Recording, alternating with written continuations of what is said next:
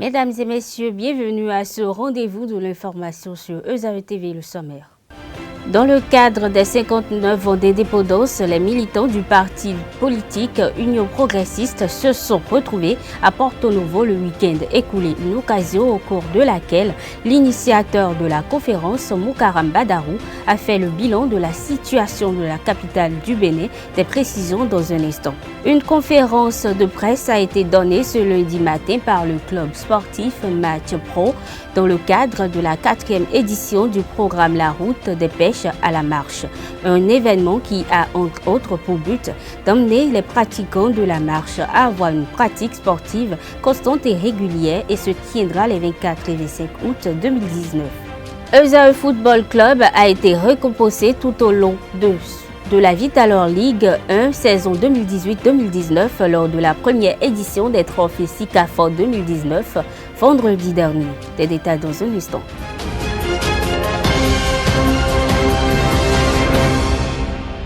La salle de conférence de l'espace Ubuntu a abrité le samedi 27 juillet dernier une conférence publique des militants de l'Union progressiste dans le cadre de la célébration de la 59e fête de l'indépendance du Bénin. Initiée par l'ancien préfet de l'Ouémé, Moukaram Badarou, cette conférence a replongé l'assistance dans l'histoire du pays et les changements induits par le gouvernement de la rupture. Elle a également exploré les perspectives pour le développement de la capitale du Bénin. Voici le compte-rendu signé Carlos Kutomé. 3 communications marquaient la conférence publique organisée par les militants de l'Union progressiste de la ville de Porto Novo le samedi 28 juillet 2019 à l'espace Ubuntu. Une initiative de l'ancien préfet Moukaram Badarou pour marquer le 59e anniversaire de la cession du Bénin à l'indépendance. Maître Jacques Mikan et le professeur Noukou Agossou ont revisité à l'occasion l'histoire de cette indépendance. Lorsque vous êtes en campagne, avec votre projet de société, vous parcourez l'étendue du territoire pour recueillir les doléances des uns des autres, des Béninois, sans distinction aucune. Et ensuite, vous enrichissez ce projet de société pour en faire votre programme d'action de gouvernement et que vous découlez lors de votre mandat.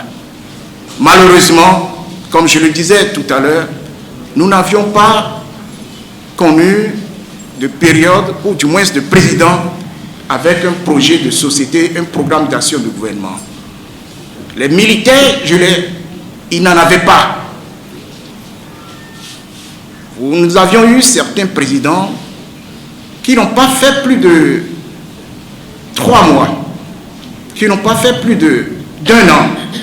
Donc je vais m'appesantir un tout petit peu sur ceux qui ont fait plus de 3 ans, pour vous dire ce qu'ils ont réalisé. Parce que nous oublions souvent que ces présidents aussi ont réalisé, et très souvent lorsque le successeur arrive, d'un revers de main, il balaye ce qui a été fait. Pour sa part, le directeur de la communication du chef de l'État, Wilfrid Léandre Ngwedji, a évoqué les changements opérés depuis le 6 avril 2016 au Bénin. Ce qui fait justement la différence entre lui et ce qu'il y a eu avant, c'est que désormais on sait au Bénin que nous avons le droit de rêver aussi grand et beau que nous le voulons, plutôt que de limiter nos rêves à de petits périmètres qui ne font qu'avancer quelques individus, mais jamais le pays lui-même.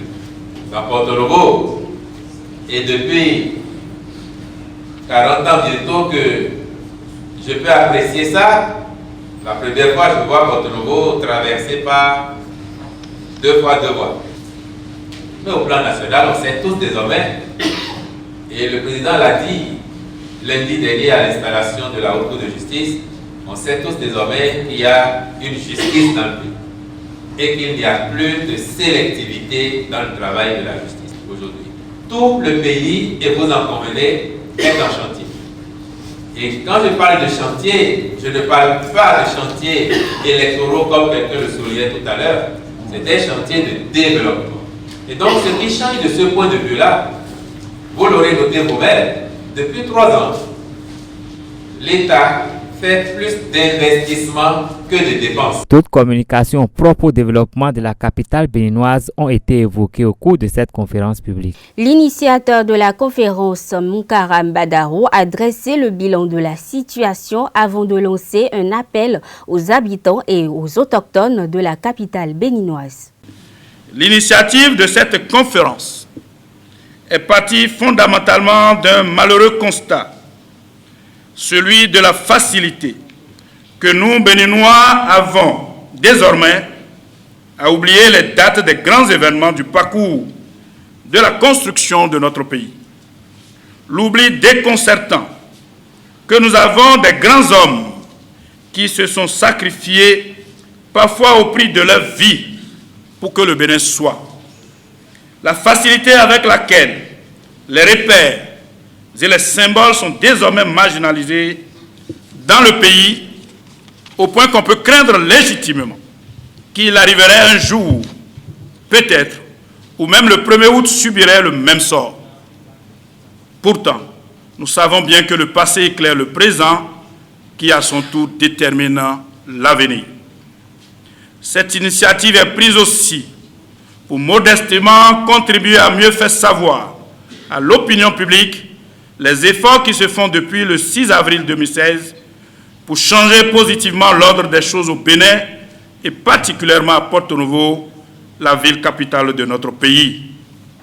En effet, on en était arrivé au Bénin à une situation pour le moins dangereuse et suffisamment inquiétante pour l'avenir. Les valeurs républicaines se sont retrouvées en berne, les repères en difficulté. La norme est devenue l'exception et le non-respect des règles jalonne le quotidien des Béninois.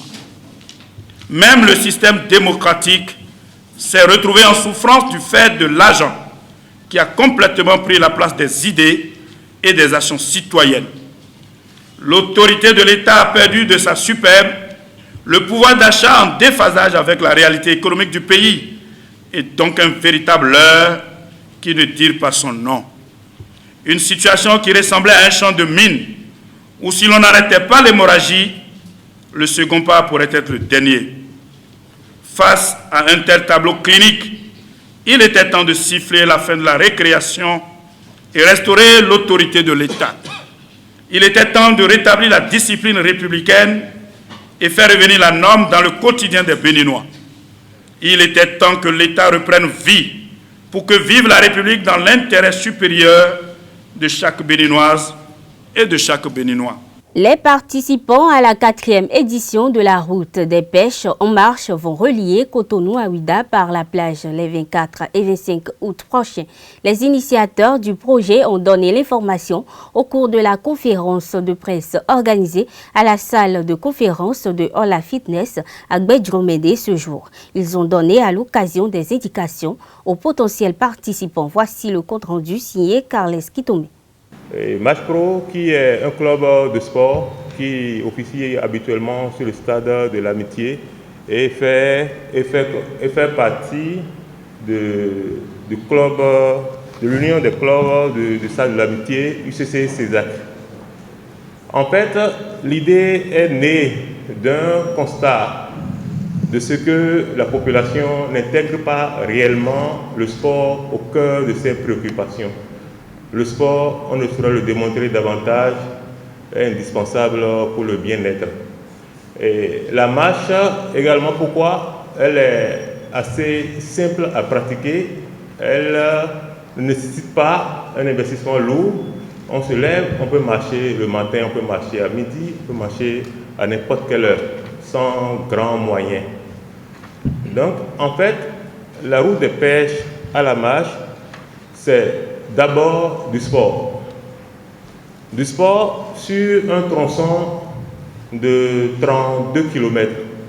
32 km de la plage de Fidjro-Serre au monument de Ouidah, la porte du non-retour. Cet événement est un événement aussi bien sportif que festif, parce que ça égaye. Ça fait des rencontres entre partenaires, entre sportifs, et entre amis. Ça fait des échanges business to business entre partenaires. Donc c'est également un événement sportif. Au-delà de cet aspect, qui est l'aspect sportif de la marche, il y a également d'autres aspects. Il y a le tourisme, il y a également une action caritative qui vient après. S'agissant de la marche, de l'événement, cette année, on a thématisé, d'ailleurs comme les années passées, le thème de la présente édition est le sport et la gestion du temps. Pour nous contacter, il y a un numéro de téléphone qui est le 67 27 95 67. Il y a également un site web qui est www.marchepro.org. C'est le site web sur lequel on peut s'inscrire également.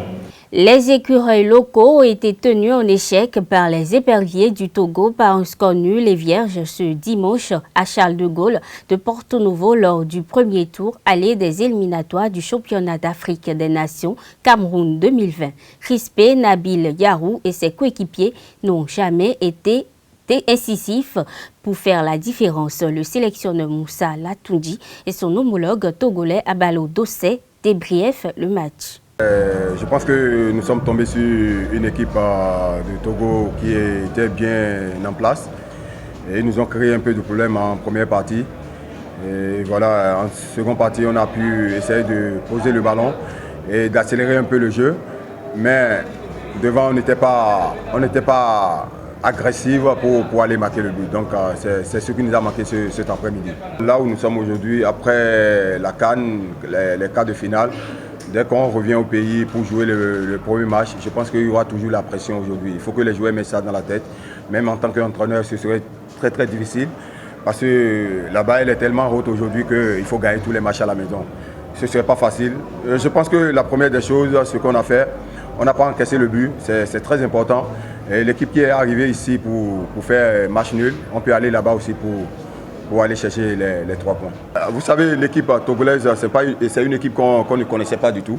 On n'a pas vu l'équipe jouer une fois. Et donc, c'est en jouant qu'on s'est adapté au système et ou bien comment on va jouer. Et donc, ça nous a pris un peu de temps. Et donc, c'est ça que vous avez vu en première partie. Même en deuxième partie, on a pu analyser l'équipe là. Et puis, les mettre, on a pu faire quelque chose en deuxième partie. C'est ça qui nous a manqué. La gnaque là devant, pour marquer le but là. Et je suis sûr avec mon équipe, ils sont jeunes. Je suis sûr qu'avec la confiance, ils vont se libérer. Il y a la pression au pays actuellement. Mais là-bas, je pense qu'ils vont se libérer pour aller chercher les 3 points. Non, déçu. Vous savez, quand on fait match nul à l'extérieur, on peut dire qu'on n'est pas déçu. Parce qu'on est tombé quand même sur une très très bonne équipe béninoise qui vraiment nous a posé beaucoup de problèmes. Moi, j'ai une équipe très jeune qui n'a aucune expérience continentale. Mais ils ont su tenir. Mais je regrette un truc, c'est le but qu'on marque qui est vraiment tout à fait valable. Et j'ai l'impression que ça fait 2 fois qu'on nous refusait un but au Bénin. J'ai l'impression que les arbitres ils ont quelque chose contre nous. Mais je tiens vraiment à féliciter mes joueurs parce qu'ils ont vraiment lutté. Mais j'espère, mais vous savez, en football, vous savez, tout est possible. Hein.